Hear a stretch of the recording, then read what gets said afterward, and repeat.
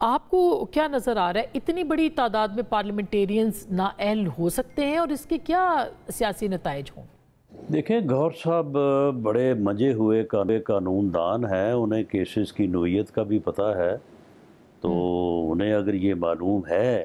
کہ ان کیسز میں اتنی جان ہے کہ یہ سارے لوگ سزا ہو سکتے ہیں، تو پھر سزا کے بعد تو خیر پھر اپیل کا ایک پروسیس ہوتا ہے،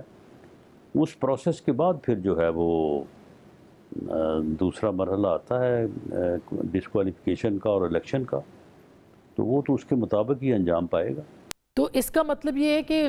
ابھی اس کے اندر وقت لگے گا، یعنی ہائی کورٹ میں جائیں گے، وہاں انصاف بھی ان کو مل سکتا ہے، ہو سکتا ہے کہ نہ ملے۔ اس سے کیا مطلب لیا جائے کہ یہ صرف ایک خالی ایکسرسائز ہوگی کہ انسداد دہشت گردی بھی کہہ دے اور الیکشن کمیشن بھی کہہ دے، تو کیا کہیں گے آپ اس پہ؟ نہیں، انصاف نہیں، بات یہ ہے کہ اس بیانیے کو یا اس سوچ کو درست کیا جانا چاہیے کہ اگر مجرم بری ہو جائے تو انصاف ہو گیا، اگر سزا ہو جائے تو یہ جو ہے یہ ظلم ہو گیا، یہ تو کوئی بات نہ ہوئی نا۔ اگر وہ ہائی کورٹ سے بری ہوتے ہیں تو پھر انصاف ہوگا، اور اگر ان کی اپیل خارج ہوتی ہے تو پھر ناانصافی ہوگی، ایسا تو نہیں ہے۔ مگر رانا صاحب اس کے اوپر بہت سارے سوالات تو اٹھائے جا رہے ہیں نا۔ ابھی آج 3 اراکین جو ہیں ان کو نااہل کیا گیا ہے، اور ظاہر ہے کہ وہ اس کے اوپر الیکشنز ہوں گے تو پھر جو بھی صورتحال ہوگی پارلیمنٹ کا ایک خلیہ جو ہے وہ تبدیل ہوگا، اس کے سیاسی اثرات ہوں گے۔ دیکھیں یہ تو پھر الیکشن کے بعد کی صورتحال ہے، باقی اگر الیکشن ہوتے ہیں اب کوئی معلوم نہیں کہ کتنے لوگ ڈسکوالیفائی ہوتے ہیں، کتنے لوگ جو ہیں وہ پھر اپیلوں میں جا کے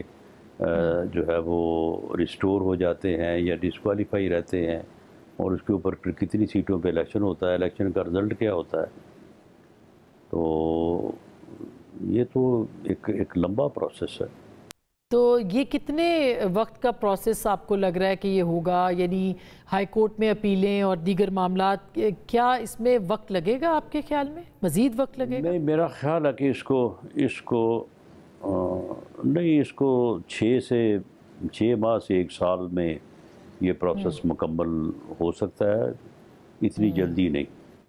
ران صاحب یہ بھی فرمائیے گا ذرا کہ یہ میاں نواز شریف صاحب کے بارے میں کہا جا رہا ہے کہ وہ سیاست سے بیزار ہیں، بہت ساری ان کے بارے میں بہت باتیں ہوتی ہیں کیونکہ وہ ایک سامنے نظر نہیں آ رہے اس وقت، ان کی پارٹی اپنی جو ہے شاید اس کو وہ دیکھ رہے ہوں سارے معاملات کو، لیکن بظاہر یہی تاثر دیا جا رہا ہے کہ وہ حکومت سے ناراض ہیں، وہ فیصلوں سے ناراض ہیں، وہ سیاست سے دور ہیں۔ تو وہ کیوں سیاست سے دور ہیں، وہ کیوں سائیڈ پر ہیں؟ کچھ وجوہات ہوں گی اس کی کیا، یا یہ افواہیں ہیں محض؟ نہیں، وہ نہ سائیڈ پہ ہیں نہ بیزار ہیں، وہ بالکل ان کی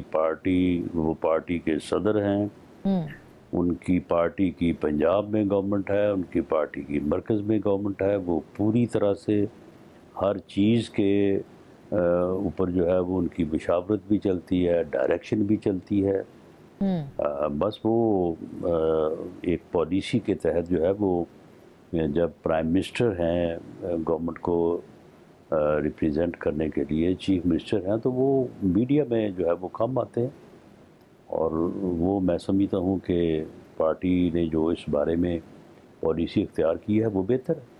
حال ہی میں ان کی کچھ ایکٹیویٹیز ظاہر نظر آئی ہیں، مثلاً مری کے اندر ان کی ایک بیٹھک، اور پھر سنا ہے کہ پچھلے اس ویکینڈ پہ دوسری بیٹھک، پھر آج بھی سنا ہے کہ یہاں اسلام آباد میں ان کی کوئی ایک طویل بیٹھک ہوئی ہے۔